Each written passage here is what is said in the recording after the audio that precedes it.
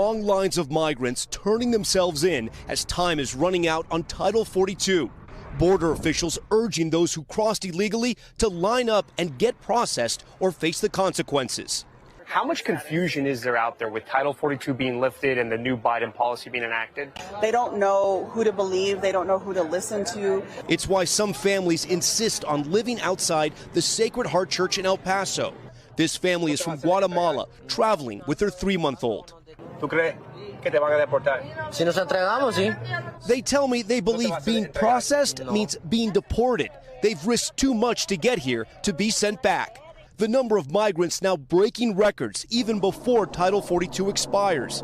Yesterday, more than 11,000 illegal border crossings in just 24 hours. CBP processing centers over capacity, all after this message from President Biden. It is going to be chaotic for a while. The confusion has brought many migrants right here to an unofficial access point on the Juarez-El Paso border. Men, women, and children are waiting in 90-degree heat with no shade, hoping that they'll be allowed in to get processed. Homeland Security Secretary Alejandro Mayorkas today with this blunt warning to migrants. Do not listen to the lies of the smugglers. This is what will happen to you. You will be returned.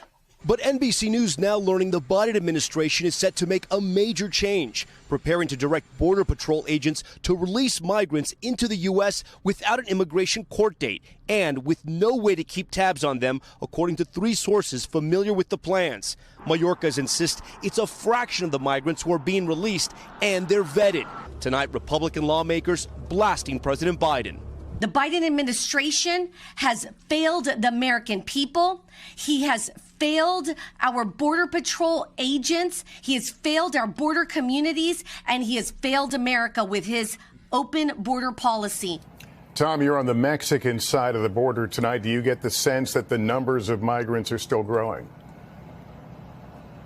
Yeah, that is true, Lester. That is what we're seeing here. It appears to be that way. Just behind me is the border wall. We are in Juarez at an entry point, and the numbers are growing, but the conditions are also growing worse, Lester. There's 90-degree heat. As I mentioned earlier, there's no shade, and there's now a red flag warning. So the wind is blowing sand everywhere. We've seen entire families caked in dust, and behind me, they're waiting hours and days in the blazing sun and at night in the freezing cold, hoping they'll be allowed in to be processed.